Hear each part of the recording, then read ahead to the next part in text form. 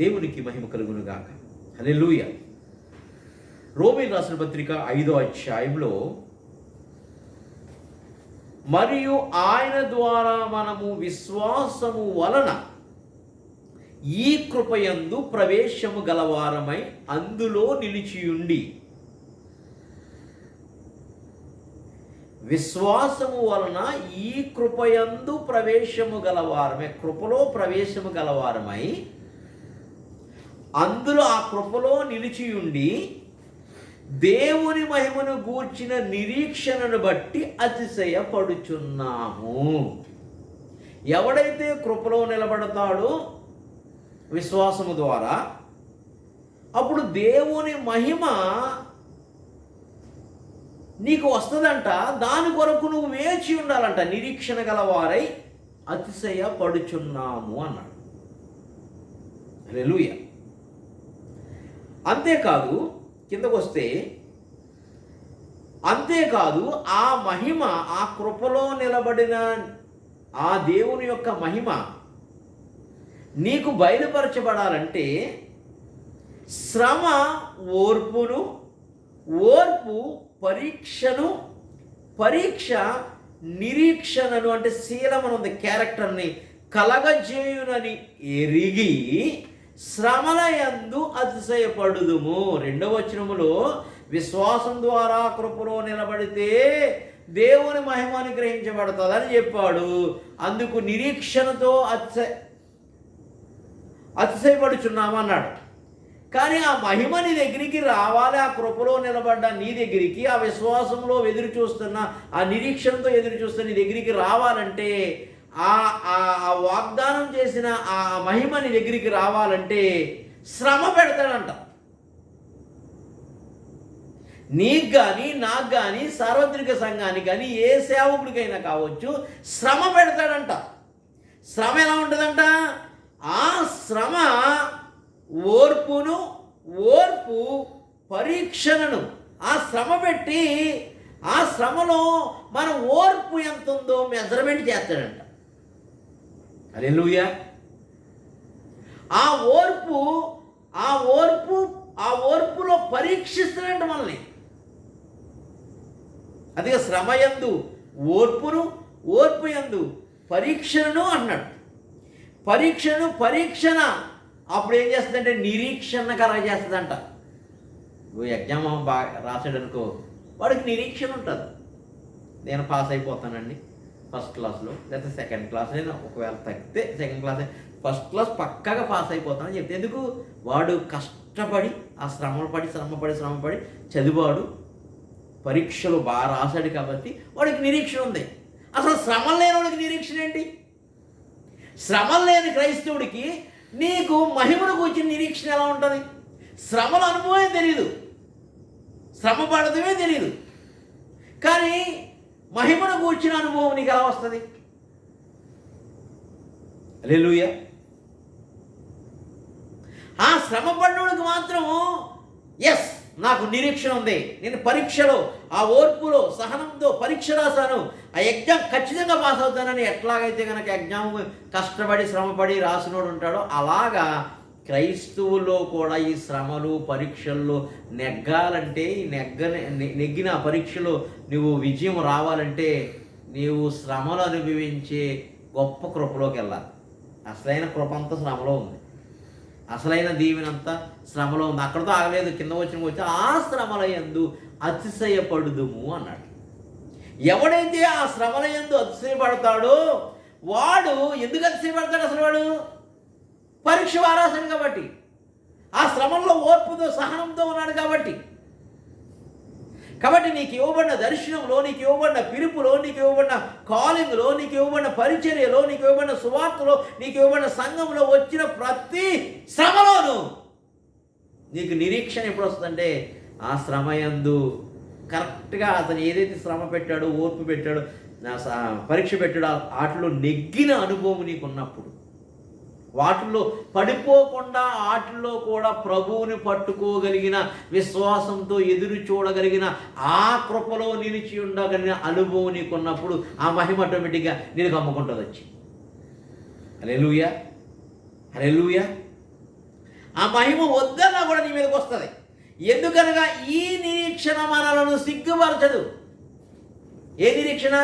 శ్రమలయందు అతిశయపడే నిరీక్షణ. శ్రమలయందు ఓర్పు సహనంతో ఆ పరీక్షలో నెగ్గగలిగేటువంటి ఆ విశ్వాసంతో నిలవబడేటువంటి ఆ కృపలో నిలిచియుండి ముందుకు సాగే ఆ విశ్వాస వీరుని యొక్క ఆ లక్షణాలు మనల్ని విజయం వైపు పంపిస్తుంది. హల్లెలూయా. చూడండి, మీకు ఇంకా బాగా తెలియాలంటే యోబు గ్రంథం 5వ అధ్యాయంలో 18, 19, 20 వచనాల్లో ఆయన గాయపరిచి గాయమును కట్టును, ఆయన గాయము చేయును, ఆయన చేతులే స్వస్థపరుచును. 6 బాధలలో నుండి ఆయన నిన్ను విడిపించును, 7 బాధలు కలిగిన నీకు ఏ కీడు తగలదు.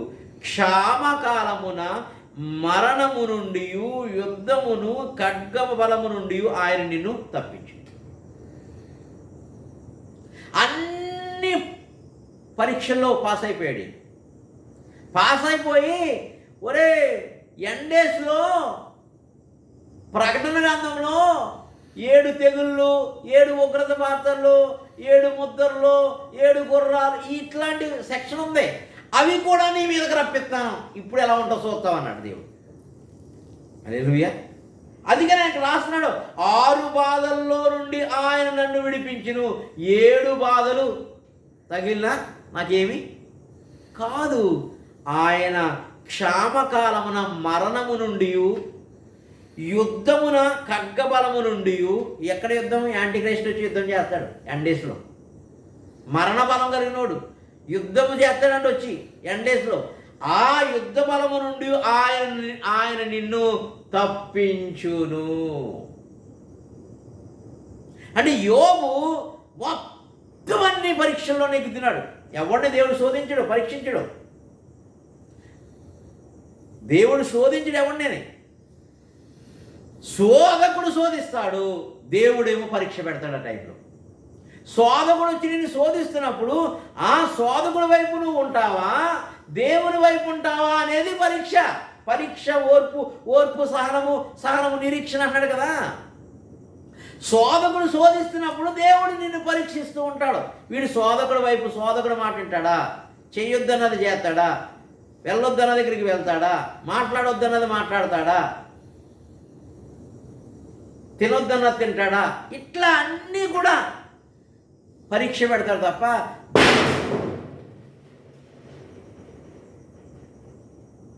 ప్రభువు మాత్రము శోధించడం.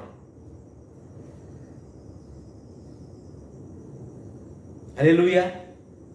ప్రభువు శోధించడు, అపవాది మాత్రమే శోధిస్తాడు. ఆ శోధనలో నిలిచాలంటే గనక శ్రమల యందు అతిశయించడం రావాలి. ఏ శ్రమలు? అపవాది తీసుకొస్తున్న శ్రమలన్నిటిలోనూ నువ్వు అతిశయించగలిగిన ఓర్పు సహనము ఆ పరీక్షలో నిలబడినటువంటి వాడికి ఆన్సర్ ఇవ్వగలగాలి. వాడు వాడు వాడు తీసుకొస్తున్న ప్రతి జవాబుకి, వాడు వేస్తున్న ప్రతి బాణానికి నువ్వు సమాధానం, ఆ పరీక్షలో నువ్వు సమాధానం ఇవ్వగలగాలి, దానికి ఆన్సర్ ఇవ్వగలగాలి. అప్పుడు దేవుని యొక్క మహిమ నీ దగ్గరికి వస్తుంది. అప్పుడు నువ్వు కృపలో నిలిచిన్నవాడు, అప్పుడు నువ్వు విశ్వాసవీరుడు, అప్పుడు నీకు నిరీక్షణ ఉంటుంది. ఆ నిరీక్షణ నేను సిగ్గుపడవు. యోబు జీవితంలో ఎక్కడ ఆయన విశ్వాసము సిగ్గుపడలేదు, ఆయన నిరీక్షణ సిగ్గుపడలేదు. 42వ అధ్యాయం వచ్చినప్పటికీ ఆయన 2 అంతలుగా దీవించబడతాం మొదలుపెట్టాడు. హల్లెలూయా. యోబు 2వ అధ్యాయానికి వచ్చి 42వ అధ్యాయానికి వచ్చేటప్పటికి 2 అంతల బ్లెస్సింగ్ వచ్చేసినాయి. భార్య దగ్గర నుంచి శోధన వచ్చింది, స్నేహితుల దగ్గర నుంచి శోధకుడు వచ్చాడు, డైరెక్ట్గా శరీరంలో వచ్చాడు శోధకుడు. ఎన్ని రకాలుగా శోధకుడు వచ్చి శోధించినా అన్నిటికీ వాక్యాల ద్వారా జవాబు రాసి పరీక్షలో నెగ్గుతున్నాడు. అంటే అంత ఓర్పు సహనము ఆయన ప్రభు ద్వారా, ప్రభు ఆత్మ ద్వారా పొందుకోగలిగాడు.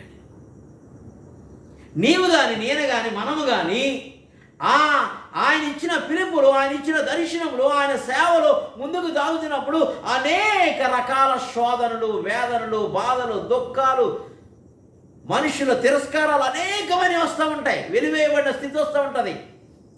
ఏదొచ్చినా పర్వాలా, దర్శనములో ముందుకు సాగుతుండగా ఆయన కృప వచ్చి నిన్ను బలపరుస్తుంది, ఆయన ఆత్మ వచ్చి నిన్ను బలపరుస్తుంది, ఆయన వాక్ వచ్చి నిన్ను బలపరుస్తుంది. బలపరిచిన ప్రతిసారి అపవాదేస్తున్న ప్రతి ప్రశ్నకి నీవు సరైన ఆ పరీక్షలో సరైన జవాబు ప్రార్థన ద్వారా ఇస్తావు, విశ్వాసం ద్వారా ఇస్తావు, కృపలో నిలిచి ఇస్తావు. కాబట్టి నీకు విజయం వస్తుంది. అట్లా నిలబడిన వ్యక్తి యోబు. అక్కడ నిలబడతాం కాదు, ప్రకటన గ్రంథంలో అపవాదికి ఇవ్వబడిన కాలము 3.5 సంవత్సరాల్లో ఆ 7 తెగుళ్ళు, 7 బోర్లు, 7 అనేటువంటి ఏమేమి నెరవేర్చబడుతున్నాయి, ఆ కాలంలో వాడికి ఇవ్వబడిన అధికారంలో ఉపయోగించుకుని చేయబోతున్న కాలంలో కూడా చెప్తున్నాడు. 6 బాధలు 7 బాధల్లో కూడా, ఆ యుద్ధ కాలంలో కూడా, ఆ మరణ కాలంలో కూడా, ఆ క్షామ కాలంలో కూడా దేవుడు నన్ను విడిపిస్తాడు. That is the faith, that is grace. ఆ కృపలో నిలిచి ఉండాలి మనం. కదల్చబడప్పుడు ఆ కృపలో నిదల్చబడింది. అప్సలోం అనేటువంటి లూసిఫరు దావీదుని తరుముతూ ఉన్నాడు. దానికి ముందు ఘట్టం వరకు మనం చూడగలిగితే సిమి అనేవాడు కుక్క కుక్క అంటాడు.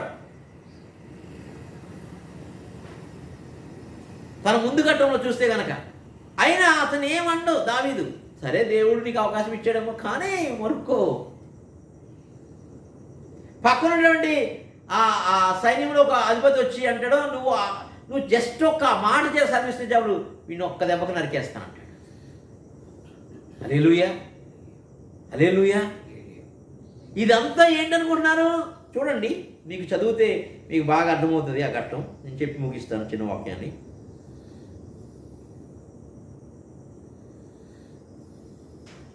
2 సమూయేలు 15వ అధ్యాయము 30, 31, 32 వచనాలు.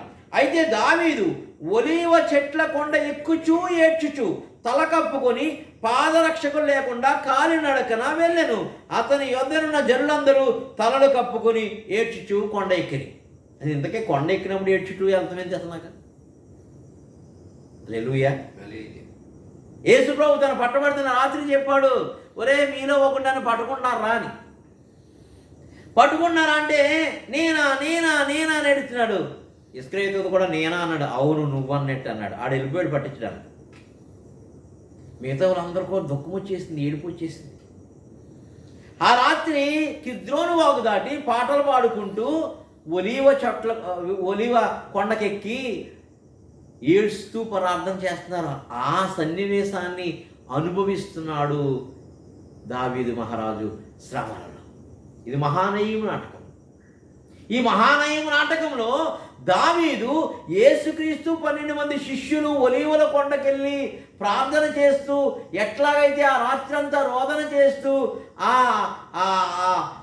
అప్సలోం అనేటువంటి వాడు ఎలాగైతే కనుక పట్టుకోవడానికి వస్తున్నప్పుడు, చంపడానికి దావీదుకు వస్తున్నప్పుడు ఎట్లాగైతే దావీదు దాక్కున్నాడో, ఈయన కూడా అలాగెళ్ళి, యేసు ప్రభు వారు కూడా అలాగెళ్ళి ఒలీవల కొండ మీద ప్రార్థన చేస్తూ ఉన్నాడు. హల్లెలూయా. యేసు ప్రభు కూడా ప్రార్థన చేస్తూ ఉన్నాడు. దావీదు కూడా ప్రార్థన చేస్తున్నాడు. దావీదు ఎందుకు ప్రార్థన చేస్తున్నాడంటే యేసు ప్రభు ప్రార్థన చేస్తాడని తెలుసుకుని ప్రార్థన చేస్తున్నాడు. యేసు ప్రభు ఇంకా పుట్టలే, కానీ దావీదుకు తన శ్రమల కాలంలో బయలుపరచబడిన ప్రత్యక్షత. ఆ శ్రమల్లో అతిశయిస్తున్నప్పుడు, కీర్తిస్తున్నప్పుడు, కీర్తన రాస్తున్నప్పుడు, స్తుతిగానాలు చేస్తున్నప్పుడు దేవుడిచ్చిన ప్రత్యక్షత.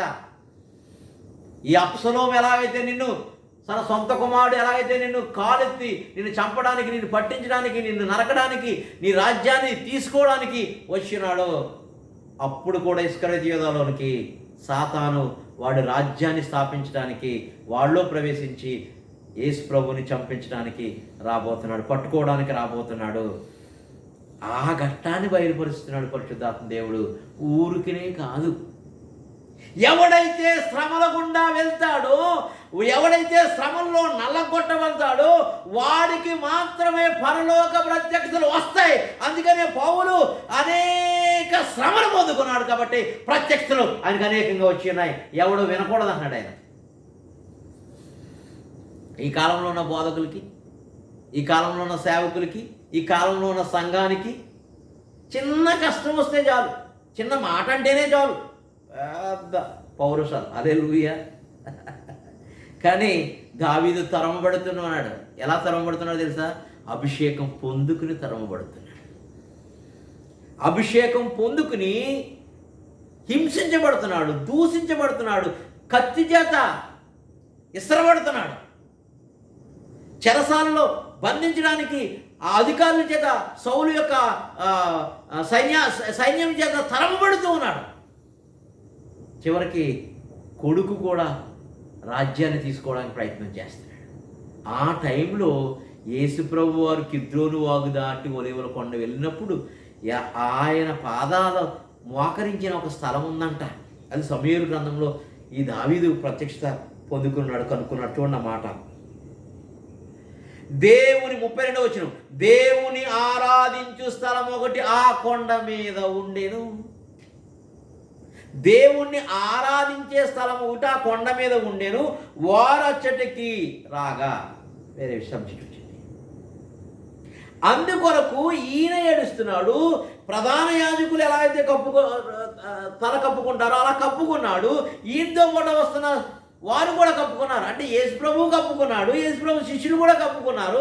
యేసుప్రభు కూడా కీర్తనలు పాడుతూ ఏడుస్తూ కోతవేటు దూరంకి వెళ్ళి ఏడుస్తూ ప్రార్థన చేస్తున్నాడు. వీళ్ళు నిద్రపోతూ ఉన్నారు. ఈయన కూడా ఒంటరిగా, దావీదు ఒంటరిగా వెళ్ళి దేవుడు మోకరించిన స్థలంలో, ఈయన పాదస్థలం అంట, దేవుని పాదస్థలం అంట, అక్కడ ప్రార్థన చేస్తాడంట. ఆ ప్రార్థన ఆయన వచ్చి పుట్టి ఆ ప్లేస్లో ప్రార్థన చేసే ఒక స్థలం ఉంది. ఆ స్థలాల్లో దావీదు మహారాజు వెళ్ళి ప్రార్థన చేస్తున్నారు. దేవుని హృదయానుసారుడిగా మారాలంటే శ్రమలు కావాలి. సార్వత్రిక సంఘము పరిశుద్ధంగా మార్చబడాలంటే, నిష్కలంకంగా మార్చబడాలంటే, కన్యకగా మార్చబడాలంటే, పరలోక ప్రత్యక్షతలు ఆదికాండ ప్రకటనను పొందుకోవాలంటే శ్రమలు కావాలి. ఆ శ్రమల్లో నిన్ను అపవాదిని శోధిస్తున్నప్పుడు నీకు పరీక్ష పెడతాడు. ఆ పరీక్షలో నువ్వు సరైన సమాధానం ఇవ్వడానికి కృపలోను, విశ్వాసంలోను నిరీక్షణ కలిగి దేవుని వైపు చూసినప్పుడు ఆయన కృప నీకు ఆ ప్రత్యక్షతని, ఆ సమాధానాన్ని రాపిస్తుంది, చేపిస్తుంది, నడిపిస్తుంది, బయలుపరుస్తుంది. ఆ విధమైన సేవను నీకు నేర్పిస్తుంది. హల్లెలూయా. ఇస్కరియోత లాగా అబ్షలోము కూడా ఉరివేయబడ్డాడు. అబ్షలోము ఆ చెట్ల మధ్యన, ఆ కొమ్మల మధ్యన ఇరుక్కుని వేలాడుతూ ఉన్నాడు. ఇస్కరియోత కూడా చెట్టుకి కొమ్మకి ఉరేసుకుని వేలాడుతూ ఉన్నాడు. అసలు మోస్ట్ ఇంపార్టెంట్ పాయింట్ ఏంటంటే యేసుప్రభు గారు మోకరించే స్థలం ఉందంట, దేవుణ్ణి ఆరాధించే స్థలం అంటారంట దాన్ని. ఇప్పుడు వెళ్తున్నారు మన వాళ్ళు 2000 సంవత్సరాల తర్వాత ఇజ్రాయేల్కి టికెట్లు ఎట్టుకుని ఇక్కడేనంట యేసుప్రభు ఆరాధించుంటారని ఆ ఒలివ చెట్టు దగ్గర మోకరించి ఫోటోలు దిగిపోతున్నారు. కానీ ఆత్మనేత్రాలు ఉన్న దావీదు, దేవుని హృదయానుసారుడైన దావీదు, కృపావరములు పొందుకున్న దావీదు మామూలుగా కాదు, శ్రమలలో హింసించబడుతూ, దూషించబడుతూ, నెట్టివేయబడుతూ కూడా శ్రమల యందు అతిశయించి ఆ కృపను పొందుకున్నాడు. హల్లెలూయా. కాబట్టి నీకు శ్రమలు వస్తున్నాయా? నువ్వు పిలుపులో కరెక్ట్గా ఉన్నావని అర్థం. నీ కాలింగ్లో కరెక్ట్గా పోతున్నావు అని అర్థం. దేవుడు నీతో మాట్లాడతాడు ప్రతిరోజు అని అర్థం. అసలు శ్రమలే లేవా, నీకు సాఫీగా చదువుతుందా? మరి తర్వాత నీ ఇష్టం. హల్లెలూయా. సంఘానికైనా, సేవకునికైనా, పరిచర్యకైనా, ఎవరికైనా కావచ్చు, అనేక శ్రమలు పొందిన తరువాత ప్రభు రాజ్యంలో ప్రవేశపెట్టబడాలి. కాబట్టి అందుకు దేవుణ్ణి ఆరాధించే స్థలం ఒకటి ఉందంట. ఆ స్థలాన్ని పట్టేసుకున్నాడు పరిశుద్ధాత్మ కృప వలన. శ్రమంలో పట్టుకున్నాడు దాన్ని. ఆ శ్రమంలో ఆయన దేవుడు మోకరిస్తున్నా ఆ మోకాల్లోనే ఈయన మోకరిస్తున్నాడు. దేవుడు యేసుప్రభు మోకరించిన అదే గుంటలో ఇంకా మోకరించలేదు, అంతకుముందే ఆయన మోకరిస్తున్నాడు, ఆ కృపను పొందుకున్నాడు. అప్పుడు ఆయన మీదకి మహిమ ఎలా దిగి వచ్చిందో ఈ దావీదు మీద కూడా మహిమ దిగి వచ్చింది. మనం చదువుకున్నాం కదా, మహిమనివ్వడానికి అంట ఎన్ని ఆ మహిమ దిగి వచ్చింది. ఆ మహిమ చూడగలిగాడు దావీదు. చివరికి యేసుప్రభు ఆ రోజుని పట్టబడ్డాడు, సిలువేయబడ్డాడు, తిరిగి లేచాడు, 50 రోజులు కనిపించాడు. అదే మరలా పాదస్థలం దగ్గరికి వచ్చాడు శిష్యుని తీసుకుని. అదే పాదస్థలం నుంచి మోకరించిన అదే స్థలం నుంచి పరలోకం వెళ్ళిపోయాడు. దేవదూత దిగి వచ్చింది మేఘంలోంచి. మీరు ఏమి ఎదుగుతున్నారు? ప్రభు వెళ్ళిపోయాడు కదా, అతను చూస్తున్నామంటిగా. ఆయన ఎక్కడి నుంచి అయితే వెళ్ళాడో, ఏ పాదస్థలం నుంచి వెళ్ళాడో అదే పాదస్థలం మీదకి మరలా తిరిగి ఇప్పుడు రాబోతున్నాడు. మహాశ్రమల ముగింపు కాలంలో ప్రభు మరలా రాబోతున్నాడు. అప్పుడు యోబు చెప్తున్నాడు, ఈ 6 బాధలు కాదు, 7 బాధలు కాదు, 7 తెగుళ్ళు ఏమొచ్చినా పర్వాలేదు, నేను చీకుపోయినాను, ఆయన నేను చూడబోతున్నాను సజీవుడిగా. నా శరీరం అంతా మొత్తం అయిపోయినా పర్వాలేదు, నేను మహిమతో మరలా ఆయన చూడబోతున్నాను, మహిమలో చూడబోతున్నాను అన్నాడు. 42కి వచ్చేటప్పటికి ప్రభు వచ్చారు. వచ్చి ఆ శరీరానికి మహిమా శరీరాన్ని ఇచ్చాడు, మహిమా దేహాన్ని ఇచ్చాడు. ఇచ్చి ఊరుకోలే, 2 దీవించాడు, 2 ఆశీర్వదించాడు, 2 అభిషేకించాడు. హల్లెలూయా. దేవుడు ఈ ఈ ఈ ఈ ఈ మహిమను ఇవ్వటానికి పరీక్ష పెడుతున్నాడు, లేదా శోధకుడు ద్వారా శోధిస్తున్నాడు. శోధకుడు శోధిస్తున్నప్పుడు ఆ పరీక్షలో నీవు అటుంటావా ఇటుంటావా, దాన్ని బట్టి నీకు మార్కులు వేయబోతున్నాడు. చివరికి అదే పాదసన్ని దగ్గర నుంచి మళ్ళీ ప్రభు ఒలీవల కొండ మీద అడుగు పెట్టబోతున్నాడు. పెట్టినప్పుడు ఆ కొండ 2గా చీరి ఆ జీలు వరకు సాగి తూర్పు గుమ్మం తెరవబడి, పురాతనమైన గుమ్మములారా తల ఎత్తుకోండి అనే లేఖనాన్ని ఎప్పుడు రాస్తున్నాడంటే, అక్కడ మోకరించినప్పుడు దావీదు ఆ ప్రత్యక్షత వచ్చి ఇక్కడ నుంచే చీలబోతుందయ్యా, ఆయన మరలా అడుగు పెడుతున్నాడు. అది ఆ జీలు వరకు సాగబోతుంది. ఆ తూర్పు గుమ్మం తెరవబడినప్పుడు ఆ గుమ్మములన్నీ మరలా తలెత్తుకోబోతున్నాయి. కాబట్టి పురాతనమైన తలుపులారా, పురాతనమైన గుమ్మములారా తలెత్తుకుని యెహోవా దానిలో ప్రవేశించబోతున్నాడనే కీర్తన అక్కడి నుంచి రాశాడు ఆయన.